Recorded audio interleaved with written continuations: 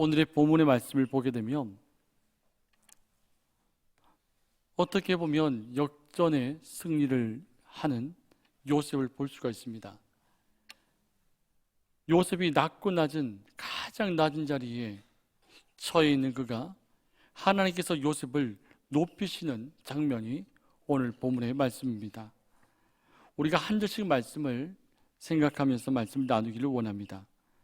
오늘 37절 후반절 말씀 보면 이 일을 좋게 여긴지라라는 말씀이 있습니다.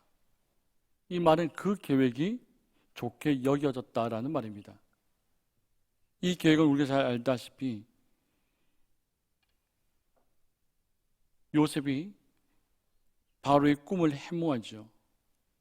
7년의 대흉년과 풍년에 대해서 7년의 대풍년과 흉년이 오는 것에 대해서 어떻게 할 것인가, 어떻게 이것을 이겨낼 것인가를 요셉이 이야기를 하게 됩니다. 요셉이 이 말을 듣고 바로가 좋게 여겼다는 겁니다. 이 바로와 애굽의 그 관료들이 다가올 기근에 대한 요셉의 이 방책, 이 계획에 대해서 실행에 옮기기로 결정했다라고 하는 말입니다.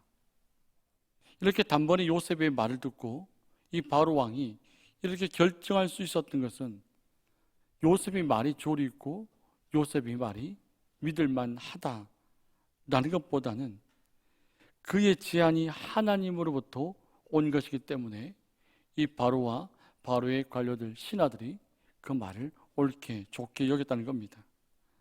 38절 후반절 말씀 보면 하나님의 영에 감동된 사람을 라고 표현하고 있습니다. 요셉은 하나님의 영에 감동된 사람이다라고 바로가 이야기를 합니다. 그런데 바로가 말하는 이 하나님의 영은 우리가 말하는 여호와 하나님, 성령 하나님을 이야기하는 것이 아닙니다. 왜냐하면 바로는 다신론자입니다. 많은 신들을 섬기는 자고 많은 신들이 있다라고 믿는 자입니다. 그렇기 때문에 요셉이 고백하는 엘로힘 하나님, 여호와 하나님도 이 바로가 생각하기에는 많은 신들 중에 하나로만 생각을 했다는 겁니다. 바로는 요셉에게 지혜를 주신 분이 내가 알고 있는 많은 신들 중에 한 분, 여호와라고 하는 그 신, 그 신이 바로 이 요셉에게 지혜와 명치를 주었다. 그렇기 때문에 여호와는 많은 신들 중에 한 신이다라는 겁니다. 따라서 바로가 말하고 있는 하나님의 신이란 아직까지도 초자연적인 통찰력이나 탁월한 지혜를 줄 수 있는 어떤 영적 존재이지 우리가 믿고 우리가 알고 있는 엘로힘 하나님, 여호와 하나님이 아니라고 하는 말입니다.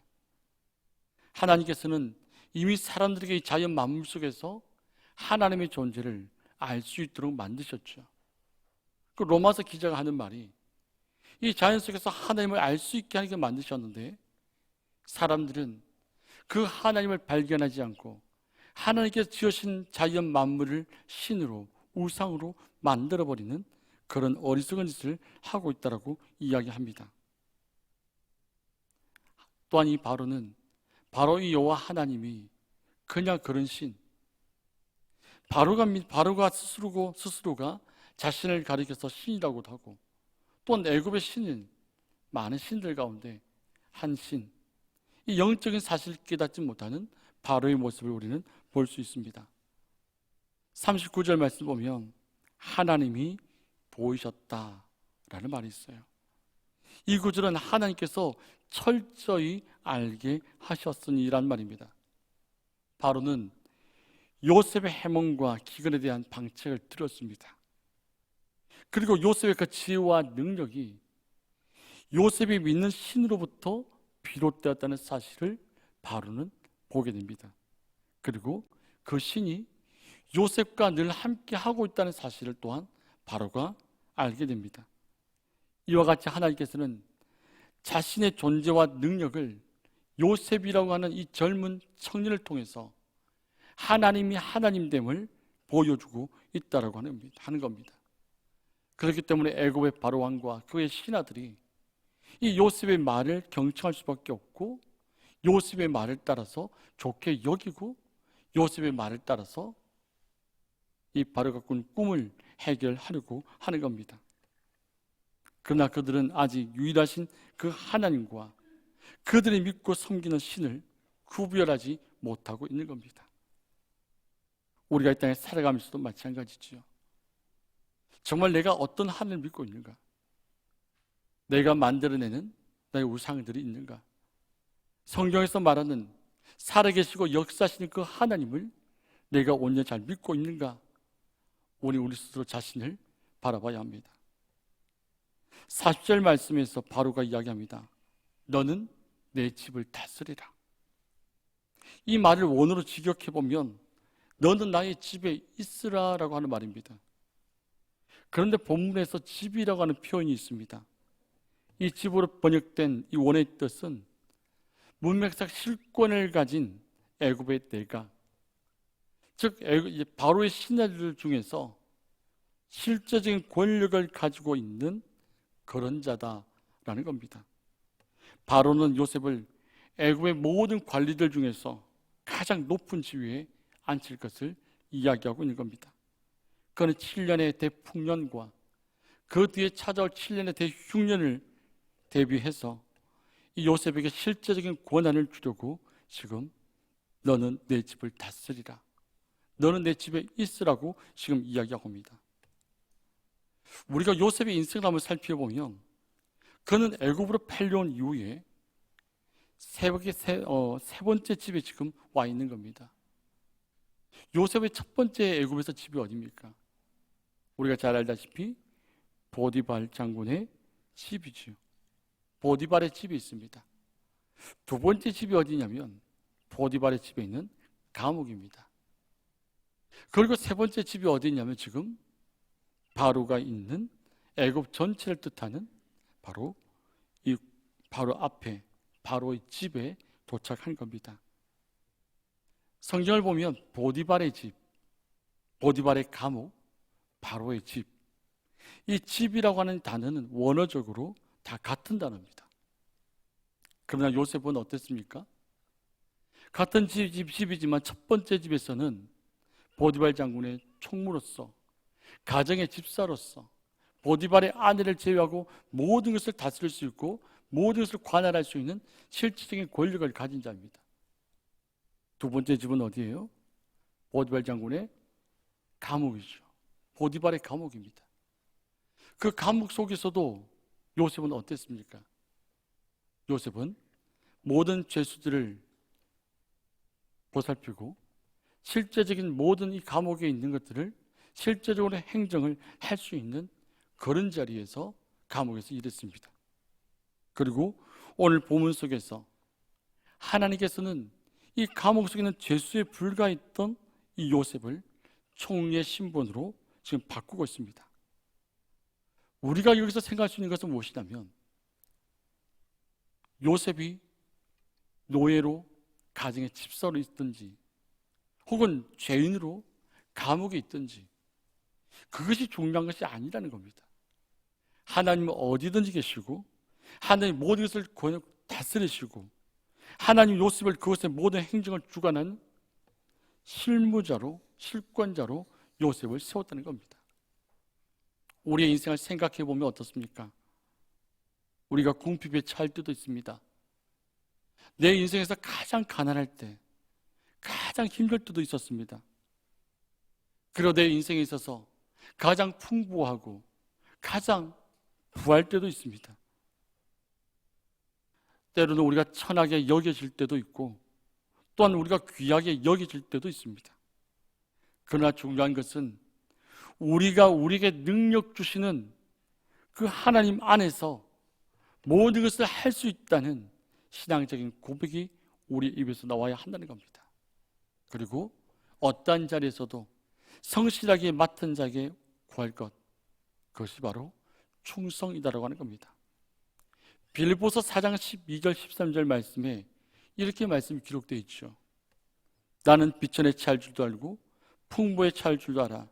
모든 일 곧 배부름과 배고픔과 풍부와 궁핍이 더 찰 줄 아는 일체의 비결을 배웠노라. 내게 능력 주시는 자 안에서 내가 모든 것을 할 수 있느니라. 고린도전서 4장 2절 말씀에서 그리고 맡은 자들에게 구할 것은 충성이니라. 사랑하는 성도 여러분, 내가 어떤 자리에 있습니까? 내가 부한 자리에 있습니까? 내가 가난한 자리에 있습니까? 내가 육체가 건강한 자리에 있습니까? 병상에 누워 있습니까? 내가 있는 나의 환경이 중요한 것이 아니라 하나님께서는 그곳에서도 함께 하시고 하나님께서 그곳에서도 우리를 높일 수 있고 우리를 회복시킬 수 있고 우리를 통해서 하나님의 뜻이 드러날 수도 있다는 사실을 믿을 수 있기를 원합니다. 40절 말씀 보면 내 명령에 복종하리니 라고 바로가 이야기합니다. 이 말의 원의 뜻을 직역하면 그리고 내 입 위에 입을 맞출 것이다. 요셉, 너의 입에 입을 맞출 것이다 라는 말입니다.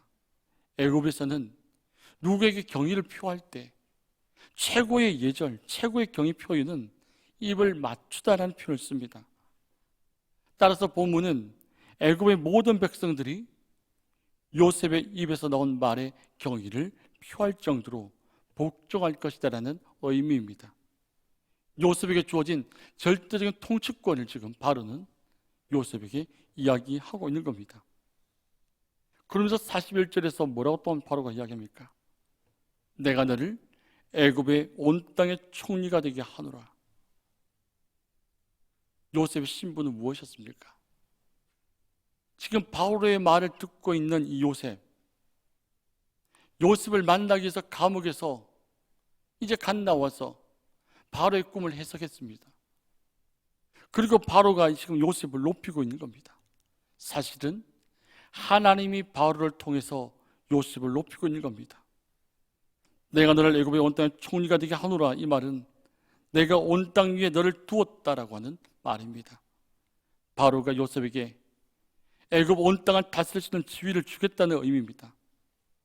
바로가 말한 본문의 내용은 요셉에게 주어진 두 번째 권한이자 책임입니다. 바로는 요셉에게 40절에서 언급한 것처럼 모든 내각을 총괄하는 일, 모든 관료 중에서 최고의 일, 최고의 직책, 내각을 총괄하는 일을 줬고, 두 번째는 본문이 말하는 대로 애굽 전역의 토지에 대한 권리의 의무와 입법의 권한을 사용해서 흉년을 대비하라고 요셉을 세운 겁니다. 42절에서 또한 나아갑니다. 바로는 자기의 인장 반지를 빼어 요셉의 손에 끼웠다는 겁니다. 인장 반지는 바로의 반지입니다. 이 인장 반지의 원어적 의미는 누르다라는 뜻입니다. 당시 반지는 눌러서 자국을 남기는 도장으로 사용되었습니다. 이러한 반지에는 이 반지의 소유자의 권한을 대신 행사하는 의미가 있습니다. 바로는 이런 의미를 갖는 자신의 반지를 빼어서 애굽을 총리할 요셉의 손에 즉시 끼워줍니다. 이는 바로가 요셉에게 정권을 맡기는 거죠. 법적인 권한을 요셉에게 맡기는 겁니다. 자신의 꿈을 해석했다고 해서 이 노예에 불과했던 요셉에게 이렇게 줄 수 있는, 애굽 전역을 다스릴 수 있는 최고의 직책을 줄 수 있는 것, 우리 인간의 생각으로는 있을 수 없는 일입니다. 그런데 앞에서 말한 것처럼 요셉과 함께 하셨던 하나님, 요셉이 믿는 그 하나님을 바로가 봤다는 겁니다. 사랑하는 성도 여러분, 우리가 살아가는 인생 속에서 많은 사람들이 우리를 바라보고 살아계시고 역사하신 하나님, 나와 함께 하시는 하나님을 우리 주변의 많은 사람들이 발견할 수 있는 그런 은혜가 우리 성도님들에게 있기를 간절히 원합니다. 바로는 또한 어떻습니까? 42절 후반절에 보면 바로에게 세마포 옷을 입힙니다. 그리고 금사슬을 목에 걸고 있습니다. 이 세마포는 무엇입니까? 제사장이나 높은 신분의 사람들이 입었던 옷입니다. 애굽에서는 사제들과 고관들만 입을 수 있는 옷입니다. 그런데 노예에 불과했던 이 요셉의 옷을 벗기고 세마포 옷을 입힙니다. 세마포 옷을 갈아입은 것은 요셉이 더 이상 죄수가 아니라는 겁니다. 더 이상 죄수가 아니라 이 애굽을 다스릴 수 있는 바로 다음가는 권력자, 총리라고 하는 겁니다. 또한 금사슬을 목에 걸게 한 것은 바로 그 요셉의 직접 존귀한 명예와 권세를 부여했음을 지금 보여주고 있는 겁니다. 43절 한번 보시겠습니까? 43절 말씀 보시면 자기에게 있는 복음 수레에 그를 태웠다고 되어 있습니다. 바로에게 있는 복음 수레에 요셉을 태웠습니다. 바로는 요셉을 바로 다음 부지휘관의 병거에 태웠다는 겁니다. 요셉이 이제는 애굽의 실제적인 제2인자라고 하는 겁니다. 우리가 요셉의 인생을 잠시 한번 생각해 보길 바랍니다. 요셉이 이 병거와 같은 이 수레와 같은 그것에 탄 것이 오늘 두 번째입니다. 첫 번째는 형들이 요셉을 애굽으로 종으로 팔았을 때 미디안 상인들의 그 수레에 요셉이 노예로 팔려가고 있었습니다. 그런데 오늘 본문 말씀 어떻습니까? 두 번째 올라탄 것은 바로의 복음 수레입니다. 바로의 다음가는 그 권력을 가진 자로서 요셉이 복음 수레에 탔습니다. 요셉의 형제들은 요셉을 미디안 수레에 태워서 인간적인 방법과 인간의 수단으로 요셉의 꿈과는 반대인 종의 신분으로 만들어버렸습니다. 그런데 하나님은 어떠십니까? 하나님께서는 요셉에게 주셨던 꿈처럼 그를 애굽 최고의 실권자가 타는 수레에 하나님께서는 요셉을 태웠습니다. 형들은 종의 수레에 태웠지만 하나님은 애굽의 총의 수레에 태우셨다는 겁니다.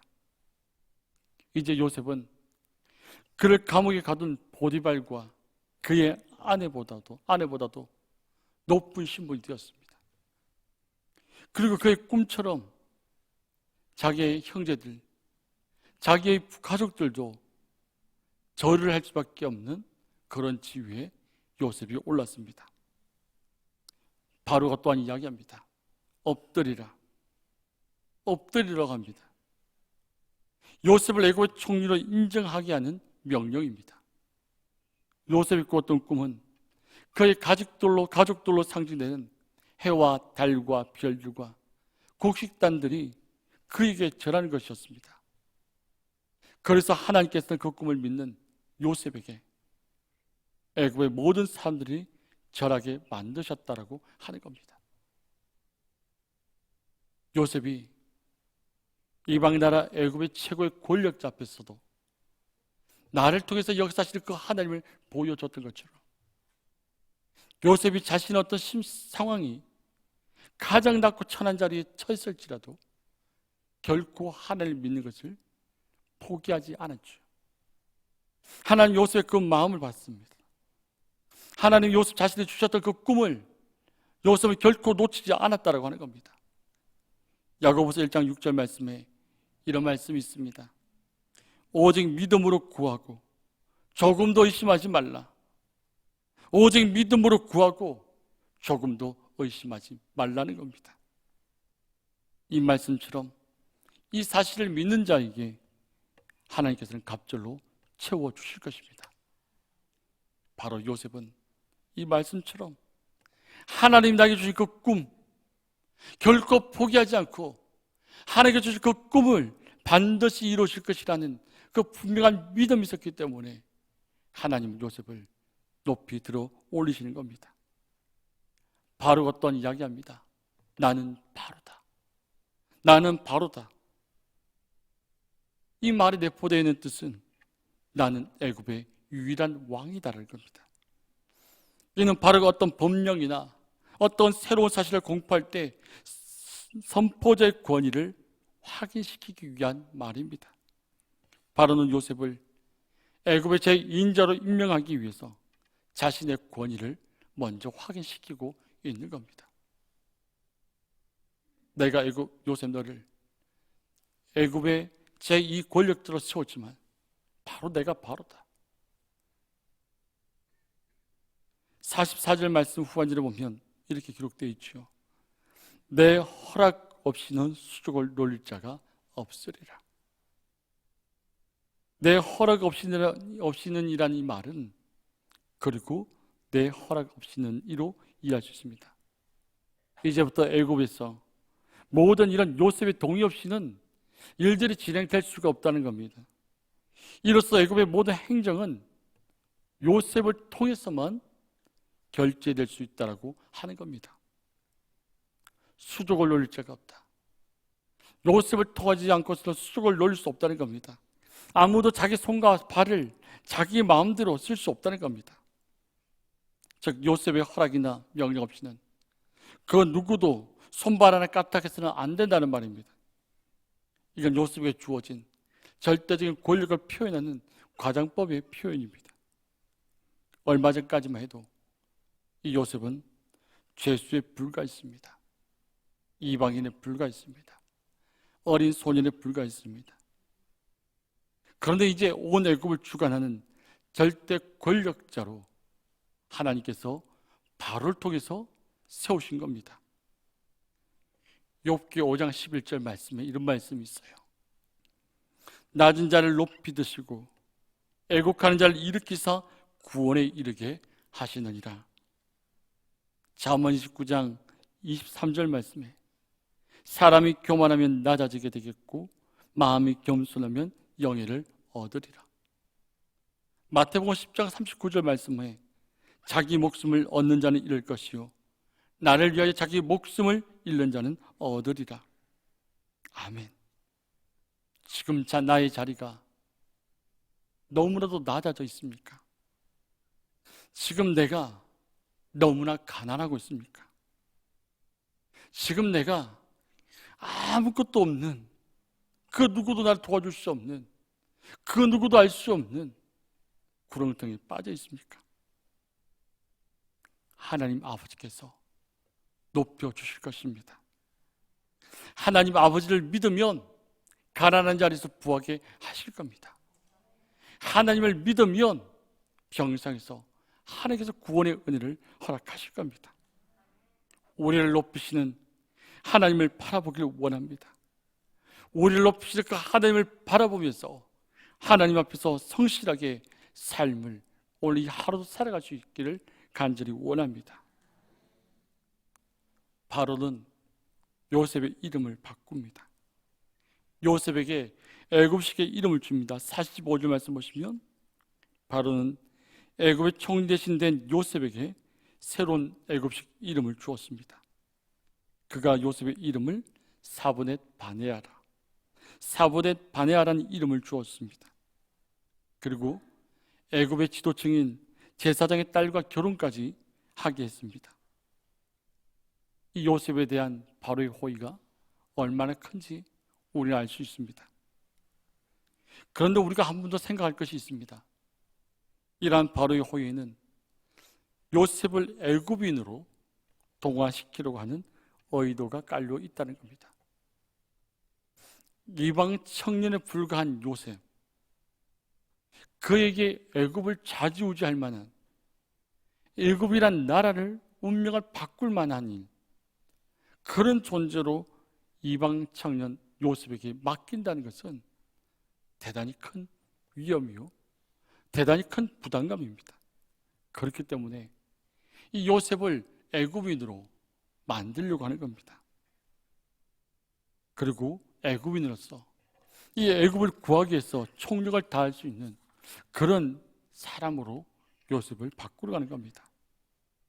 그러므로 바로는 요셉의 이름을 애굽식으로 바꾸어서 요셉을 애굽인으로 대우했을 뿐만 아니라 애굽인 귀족의 딸과 결혼하면서 애굽의 상류층의 일원으로, 상류층의 한 사람으로 만든 겁니다. 그렇기 때문에 요셉은 애굽인에게 있어서 더 이상 이방인이 아니라는 겁니다. 그는 이제 애굽의 귀족이 되었고 또한 강력한 권력을 가진 총리로서 영향력을 발휘할 수 있게 되었습니다. 45절 후반절 말씀 보면 요셉의 이름을 사본의 바네아라 바꾸고 또 아스낫을 그에게 주었다라는 겁니다. 요셉의 아내가 되는 아스낫. 이 아스낫이라는 이름은 애굽의 여신인 네이트를 경배하는 자 또는 네이트에게 속한 자라는 뜻입니다. 바로는 애굽인 온의 제사장 보디벨의 딸인 아스낫을 요셉에게 주어서 아내를 삼게 하였고 요셉은 그녀와 결혼했습니다. 그런데 우리가 한번 의문을 가질 것이 하나 있습니다. 요셉의 증조부였던 아브람은 아들 이삭의 배우자를 정할 때 이방 여인 중에서 구하지 않았습니다. 자신의 족속에 속한 여인을 찾아서 이삭의 아내로 삼았습니다.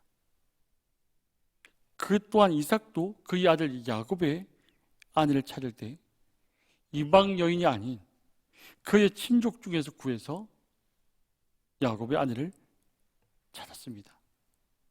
또한 뿐만 아니라 후대에 가보면 율법에도 이방 여인과 결혼이 금지되어 있습니다. 그런데 요셉은 지금 이방 여인 온의 제사장, 이 제사장의 딸 아스닥과 지금 결혼을 하는 겁니다. 따라서 요셉이 이방신을 섬기는 제사장의 딸과 결혼한 것에 대해서 우리는 의구심을 가질 수 있습니다. 여기서 우리가 중요하게 생각할 것은 무엇이냐면 하나님께서는 이방 여인들과 결혼을 금지하신 것은 혈통적인 문제가 아니라는 겁니다. 혈통적인 문제가 아니라 하나님을 인정하지 않는 이방인들과 이 이방인들이 이스라엘 공동체에 들어오게 되면 그들의 섬기는 우상을 이스라엘 자손들도 섬기게 할 것이라는 염려 때문입니다. 신명기 7장 3절 4절 말씀을 통해서 확인할 수 있는데 이렇게 말씀이 기록되어 있습니다. 또 그들과 혼인하지 말지니 내 딸을 그들의 아들에게 주지 말 것이요 그들의 딸도 내 며느리로 삼지 말 것은 그가 내 아들을 유혹하여 그가 여호와를 떠나고 다른 신들을 섬기게 하므로 여호와께서 너에게 진노하사 갑자기 너희를 멸하실 것입니다. 하나님은 이방 여인들이 자신의 공동체에 들어와서 이스라엘 자손들, 그들의 아들들이 하나님을 떠나고 이방신을 섬길 것을 하나님께서 염려하신 겁니다. 그러나 요셉은 철저히 하나님 중심의 신앙을 가지고 있었습니다. 그가 풍부에 처할 때도, 그가 가장 가난한 데 처했을 때도, 그가 가장 낮은 자리에 처했을 때도, 그가 애굽의 총리가 되었을 때도, 애굽의 총리가 되기 직전에도 여호와 신앙을 결코 잃지 않았던 그 요셉을 하나님은 보신 겁니다.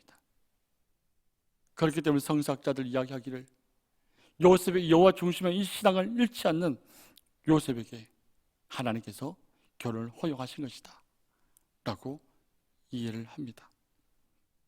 사랑하는 성도 여러분, 한 죄수에 불과했던 이 요셉을 오늘 본 말씀 속에서 하나님께서 가장 높은 자리에 올리셨습니다. 우리 본문 속에서 우리가 오늘 어떤 삶을 살아야 될까? 오늘 본문을 통해서 하나님께서 하나님 중심의 신앙을 살았던 요셉을 하나님께서 포기하지 않으시고 요셉 역시 그에게 주신 꿈을 포기하지 않고 하나님을 믿었던 그 신앙 때문에 애굽의 총리를 삼았구나. 여기서 끝을 맺지 말고 우리가 오늘 어떤 삶을 살아야 될지 한 5가지로 정리해 봅니다. 첫째는 하나님의 영, 성령에 이끌려가는 삶을 사시기를 원합니다. 그러한 삶을 사는 자에게는 세상에서 인정받고 존귀하게 될 것입니다. 두 번째는 하나님을 경외하는 삶을 사시기를 원합니다. 하나님을 경외하는 것이 지식의 근본이라고 여겼습니다. 우리의 지혜로 사는 것이 아니라 하나님의 지혜로 여호와를 경외하는 그 신앙을 소유하기를 원합니다. 세 번째는 고난을 믿음으로 잘 통과하는 삶을 사시기를 원합니다.